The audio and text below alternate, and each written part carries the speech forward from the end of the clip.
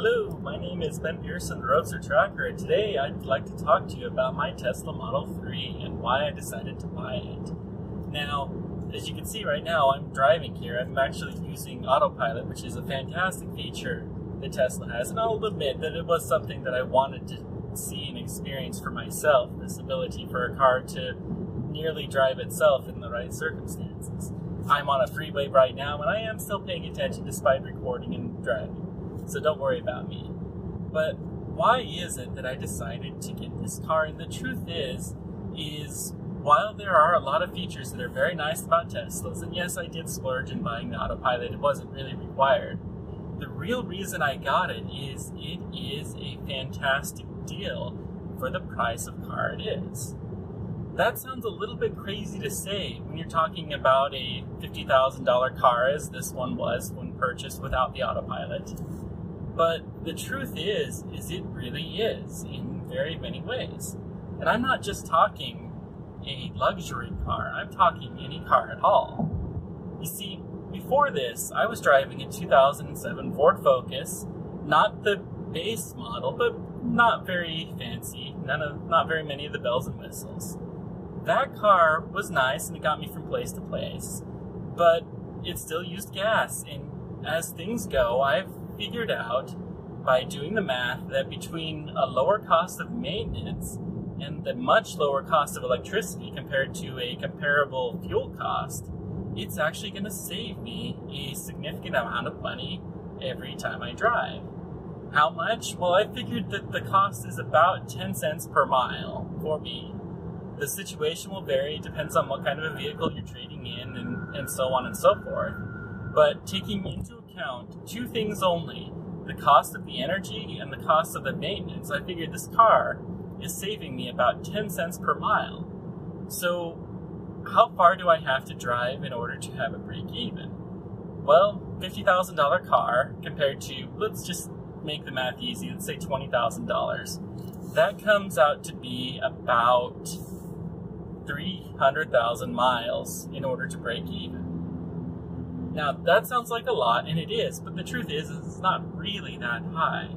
See, first of all, there's a $7,500 tax credit. That $7,500 tax credit will allow me to take the cost of being $50,000 down to $42,500. Now, you only get the tax credit if you're able to complete the purchase by the end of the year, and it still is possible in the United States to complete it, even if you live on the East Coast like I do. Although there's not a lot of time left to make that decision to get the car by the end of the year. And they're not guaranteeing it anymore. But we'll get there in a moment. So that brings the cost down to $42,500.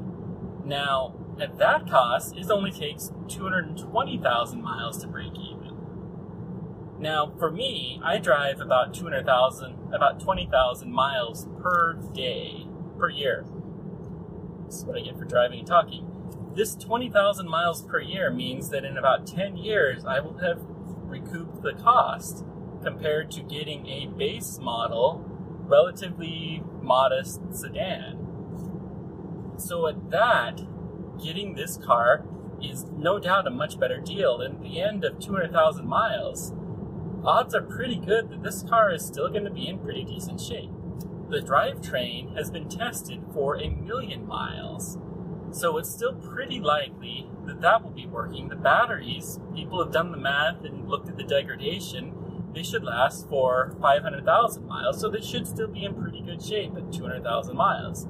Although it won't be as great as it is today, but you can't drive any car as far as you can then after owning it for 10 years and driving it 200,000 miles. The mileage just goes down.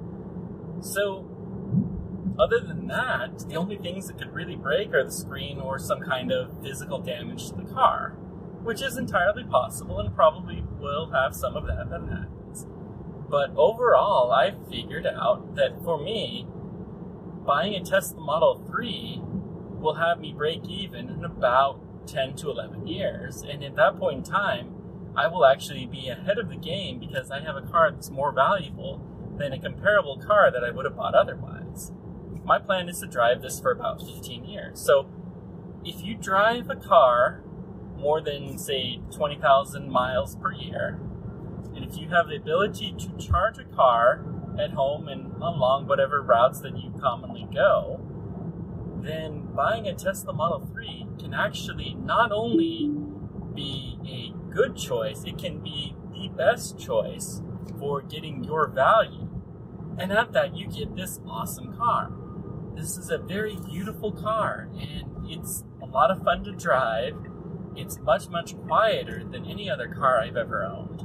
It's getting constant updates. I'm waiting for the update now that will allow me to essentially get on the freeway, and while you still have to pay attention, keep an eye on things, it will be able to more or less drive itself during the entire freeway, exit ramp to exit ramp, which will be amazing for me. I drive maybe 20 miles on freeways every day, and autopilot as it is right now is just so amazing that you almost look forward to driving in bumper-to-bumper traffic, which is just an insane thought. You know, I live in the Washington, D.C. area, and we get a lot of traffic. So, anyways, it is really a fantastic car, and with the new model that they have that's come out, the mid-size one that's a few $1,000s cheaper, you can really make this happen. Now, is it for everybody? Well, no. If you can't charge at home, you probably don't want to get this. If you can't afford a new car, then there again, there are other things that are probably a better option for you out there. But getting a Tesla Model 3, if you can afford a new car, and if you drive a fair bit, and if you have the means to pay for it for the time being, in the end, it will be not only worthwhile, but it will actually save you money compared to buying a comparable car, if you keep it long enough. So anyways, I just wanted to share with you all why I decided to buy a Tesla Model 3. And yes, I did splurge a little bit. The autopilot was most definitely a splurge. The premium upgrades, I figured that you get a better deal with the tax credit that I would use it to pay for that. When the $35,000 Tesla Model 3 comes out, honestly, I can hardly see why people would buy anything else. That car will be absolutely amazing for the price that you're paying for it. You'll get a $3,750 tax credit, assuming that that's what your tax liability is. And if you can charge it at home, you'll be saving so much money. It will be just absolutely amazing. So let me know what your thoughts are. Let me know if you have the desire to buy an electric car, or if you come up with a different math than I have. But all of the math that I'm seeing shows that the Tesla Model 3 right now in 5 years is comparable to buying, say, a fully loaded Toyota Camry or some comparable car at that 5-year point. And really, you just may as well get it. It's going to serve you right in the end.